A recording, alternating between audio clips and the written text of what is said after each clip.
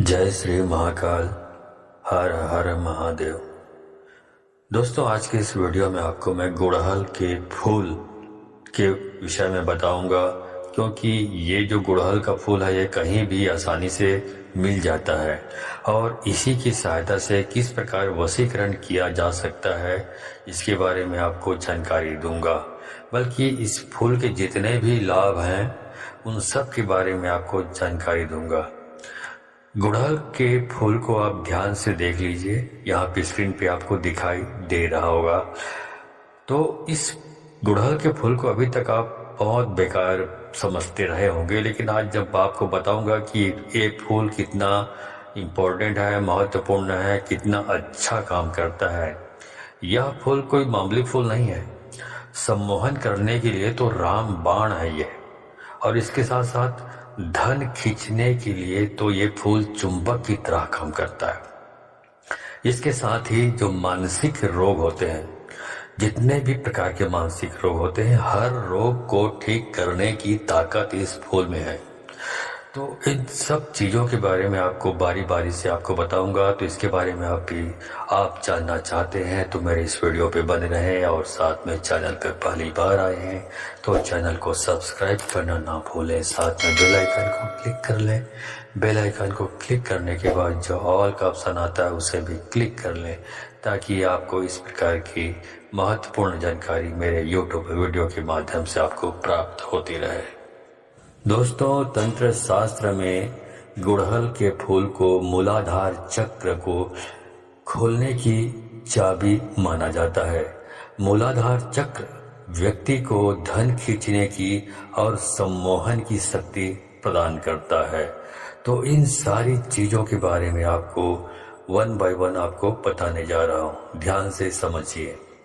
दोस्तों, गुड़हल का फूल भगवान गणेश जी के चरणों में चढ़ाया जाता है, क्योंकि भगवान गणेश जी को गुड़हल का फूल अति प्रिय है। तो जो भक्त लोग भगवान गणेश जी के चरणों में फूल चढ़ाते हैं वो इसलिए चढ़ाते हैं क्योंकि उनको पता होता है कि भगवान गणेश जी के चरणों में गुड़हल का फूल चढ़ाने से उनके जो रुके हुए कार्य हैं, जो भी कार्य अटके हुए हैं, जो भी विघ्न बाधाएं आ रही है, वो सारे के सारे विघ्न बाधाएं या जो रुकावटें हैं वो हट जाती है, छट जाती है, और उनको अपने काम में सिद्धि प्राप्त होती है। इसलिए भगवान गणेश जी के चरणों में गुड़हल का फूल चढ़ाया जाता है। दोस्तों, गुड़हल का फूल इस्तेमाल किया जाता है उन लोगों के लिए जिनका मणिपुर चक्र बिल्कुल कमजोर हो गया है।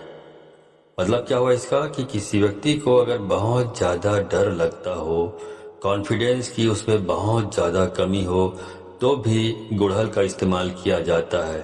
तो उन सारी चीजों के बारे में मैं आपको बताऊंगा कि कैसे कार्य सिद्धि के लिए, मनोकामना पूर्ति के लिए और धन आकर्षण के लिए भी गुड़हल का इस्तेमाल काफी ज्यादा मात्रा में किया जाता है, क्योंकि भगवान श्री गणेश शुभ और लाभ के देवता हैं, जिनके चरणों में स्वयं रिद्धि और सिद्धि लौटती है।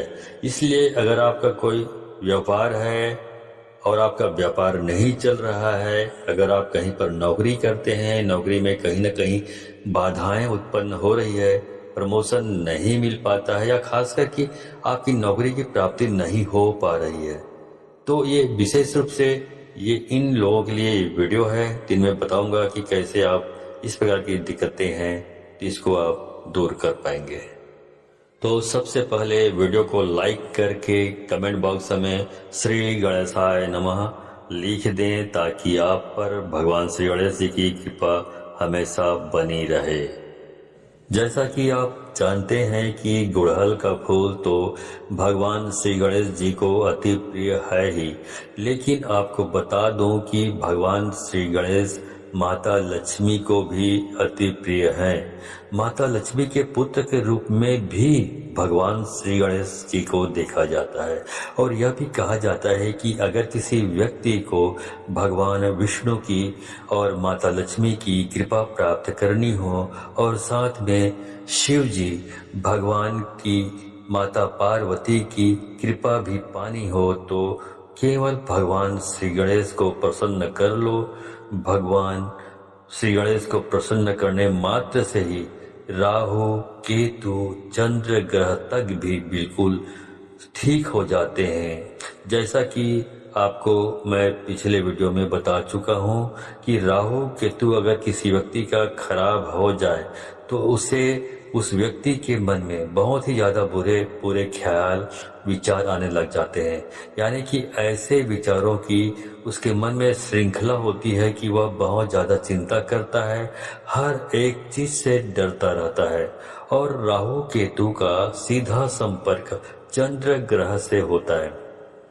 यानी कि राहु केतु अगर किसी व्यक्ति का खराब हो तो चंद्र खराब होना भी उसका बिल्कुल निश्चित ही है, क्योंकि राहु केतु जो होता है वह किसी भी व्यक्ति को नशे की लत में डाल देता है।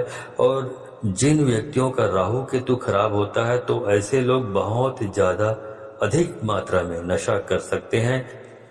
तो भगवान गणेश जी की कृपा पा ली जाए तो इतने सारे लाभ उठाए जा सकते हैं। राहु केतु को ठीक किया जा सकता है, चंद्र ग्रह को ठीक किया जा सकता है।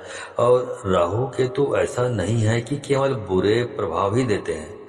जिस व्यक्ति पर अच्छे प्रभाव देते हैं ऐसा व्यक्ति कभी भी अपने जीवन में गरीब हो ही नहीं सकता। यानी कि अगर उसका सब कुछ बर्बाद हो जाए, सब कुछ छीन भी लिया जाए तो दोबारा से सारी चीजों को प्राप्त करने की पूरी शक्ति भी अपने अंदर समेटे हुए होता है। और राहु केतु अगर किसी व्यक्ति का अच्छा हो, और ऐसे व्यक्ति का, क्योंकि अगर राहु अच्छा होता है तो चंद्र ग्रह भी बलवान उस व्यक्ति का हो ही जाता है और उसमें कहीं न कहीं आसुरी शक्तियां अपने आप ही आने लग जाती है। यानी कि ऐसे लोग बिल्कुल कठोर हो जाते हैं।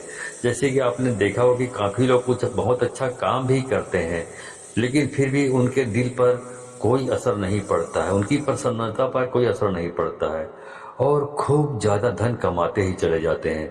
तो यह भी केवल राहु केतु के प्रभाव के कारण ही जीवन में होता है।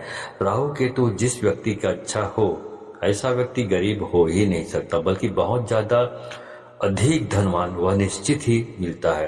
तो इन सारी चीजों को प्राप्त करने के लिए, अपने जीवन में अच्छा करने के लिए विशेष रूप से भगवान श्री गणेश की कृपा पाना बेहद आवश्यक है और बहुत ज्यादा जरूरी भी है। अगर किसी व्यक्ति का केतु खराब हो तो केवल भगवान श्री गणेश जी की कृपा से केतु ग्रह को ठीक किया जा सकता है, वरना वह व्यक्ति पूरा जीवन ही भटकता रह जाता है और किसी भी मार्ग की प्राप्ति उसे हो ही नहीं पाती है। बल्कि तंत्र में तो ये बताया गया है कि मूलाधार चक्र, यानी कि जो इंसान की जड़ कही जाती है, उसमें भी भगवान श्री गणेश का वास होता है। और अगर किसी व्यक्ति का मूलाधार चक्र यानी कि भगवान श्री गणेश का स्थान वह बिगड़ जाए तो ऐसे व्यक्ति पूरा जीवन अपने डर के साथ व्यतीत करता है। छोटी छोटी चीजों से डरता है, हवा से डर जाता है, खुद को देखने से डर जाता है। और खास करके जितने भी लोग होते हैं जिनको मानसिक परेशानी किसी न किसी प्रकार की होती है या जिन पर तंत्र क्रियाएं आसानी से हो जाती है, टोटके आसानी से हो जाते हैं, दूसरे लोगों का प्रभाव उन पर आसानी से पड़ जाता है। जैसे कि अगर कोई व्यक्ति बड़ा होता है तो उन्हें देखकर भी उनके मन में डर, चिंता, घबराहट उत्पन्न होने लग जाती है।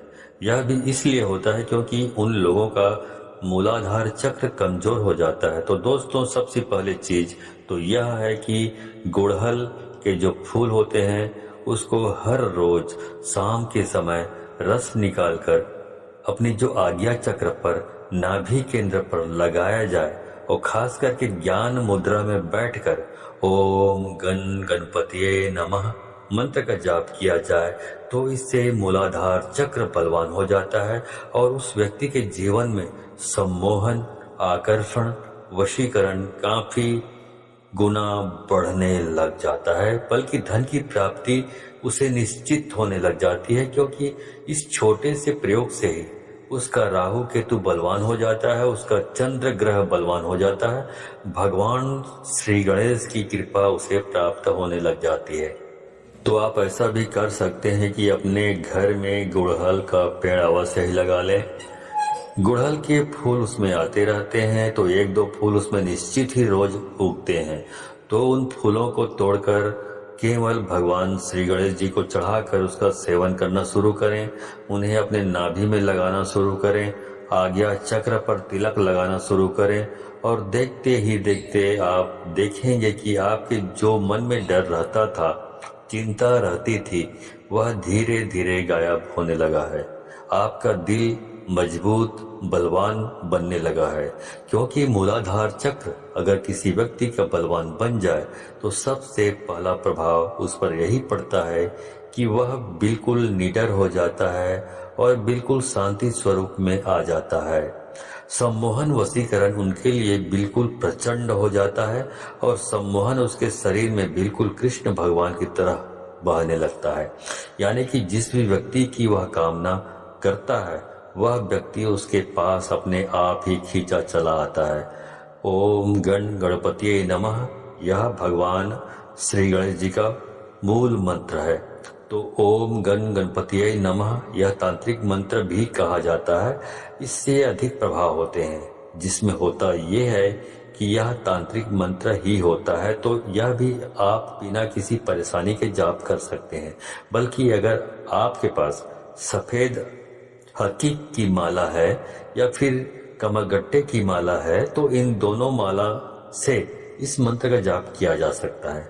रुद्राक्ष की माला का इस्तेमाल इसमें आपको बिल्कुल भी नहीं करना है। गांठ बांधने अच्छी तरह समझ लें। काले हकीक की माला का इस्तेमाल भी आपको बिल्कुल भी नहीं करना है। गुड़हल के फूल से सम्मोहन के प्रयोग भी किए जाते हैं। अगर पत्थर पर पीसते हुए किसी व्यक्ति का ध्यान किया जाए जिसे आप अपने जीवन में आकर्षित करना चाहते हैं, सम्मोहित करना चाहते हैं और यूं चाहते हैं कि सामने वाला व्यक्ति आपसे बिल्कुल धोखा ना करे, आपसे बंधा रहे, आपके प्रेम में रहे, हमेशा आपसे प्रेम करे, आपसे बिल्कुल भी नफरत ना करे, तो आपको केवल इतना करना है कि आपकी जितनी उम्र है उतने ही गुड़हल के फूल या फिर आपके पार्टनर की जितनी उम्र है उतने फूल भी लिए जा सकते हैं और उन्हें पत्थर पर पीसते हुए गंगा जल का इस्तेमाल करते हुए उस व्यक्ति का ध्यान करें जिसको आप अपने जीवन में बांधना चाहते हैं, खुद को बांधना चाहते हैं, प्रेम में बांधना चाहते हैं। उस व्यक्ति का ध्यान करते हुए ओम गण गणपतिये नमः इस मंत्र का मन ही मन में जाप करते रहें और उस व्यक्ति का ध्यान बनाए रखें, उसको अपने दिमाग में उसका चित्र लाते रहें और रोजाना इस तिलक को खुद भी लगाएं और अगर उस व्यक्ति को तिलक लगा सकते हैं, संभव है, तो आप अपने अनामिका उंगली से उस व्यक्ति को तिलक लगाना भी शुरू करें। क्योंकि बहुत सारी महिलाओं की यही परेशानी होती है कि उसका पति उनसे बिल्कुल भी प्यार नहीं करता है, शादी करने के बावजूद भी दूसरी लड़कियों से संपर्क रखता है। तो उसे अपने वश में करने के लिए केवल आपको इतना करना है, ये जो प्रयोग मैंने अभी आपको बताया है। तो इसी के माध्यम से उस तिलक को अपने हाथ से अनामिका उंगली से उस व्यक्ति को लगाना शुरू करें और आप खुद देखेंगे कि उसके मन में किस प्रकार से प्रेम उठने लगा है और आपके प्रति सम्मान सम्मोहन उसके मन में काफी ज्यादा बढ़ जाएगा। ये प्रयोग किसी भी व्यक्ति को आकर्षण और सम्मोहन में बांधने के लिए किया जा सकता है। धन आकर्षण, नौकरी प्राप्ति के लिए भी, नौकरी में प्रमोशन प्राप्ति के लिए भी नाभि में अगर गुड़हल के फूल का रस लगाया जाए, रोजाना नहा धोकर लगाया जाए, तो इससे नौकरी में प्रमोशन की प्राप्ति होती है, तरक्की मिलती है, नौकरी में सफलताएं मिलती चली जाती है। बल्कि अगर आप नौकरी की तैयारी कर रहे हैं तो विशेष रूप से इस प्रयोग को करना चाहिए आपको, क्योंकि इसमें बुद्धि भी बलवान होती है। भगवान श्री गणेश को बुद्धि का देवता भी कहा जाता है। इसी के साथ जिस टेबल पर, जिस कुर्सी पर बैठ आप कार्य करते हैं, व्यापार करते हैं, नौकरी करते हैं या पढ़ाई करते हैं, वहां पर एक सफेद गणपति की मूर्ति अवश्य ही रखा करें। रोजाना काम शुरू करने से पहले, पढ़ाई शुरू करने से पहले भगवान श्री गणेश जी को नमस्कार करके उसके चरण अवश्य छुआ करें और ओम गण गणपतिये नमः मंत्र को बोलकर अपना कार्य शुरू किया करें। इससे सारी बाधाएं तुरंत हट जाती हैं, काफी लाभ की प्राप्ति होती है।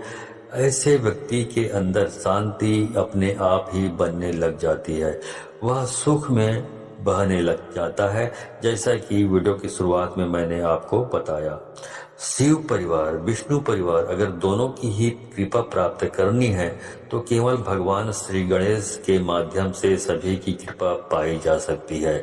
सारे राहु केतु ग्रह की कृपा पाई जा सकती है, चंद्र ग्रह की कृपा पाई जा सकती है, जो अचानक से किसी व्यक्ति के जीवन में धन प्राप्ति की योग बनाते हैं। तो ये सारी चीजें हमने आपको बता दी है। तो इस वीडियो को यदि आपको लगता है कि बहुत अच्छी जानकारी लगी है तो इस वीडियो को अधिक से अधिक लोगों को शेयर करें, ताकि अधिक से अधिक लोग इस जानकारी से परिचित होकर इसका लाभ उठा सके। तो आज के लिए बस इतना ही, मिलता हूँ अगले वीडियो में। तब तक के लिए धन्यवाद। जय श्री महाकाल। हर हर महादेव।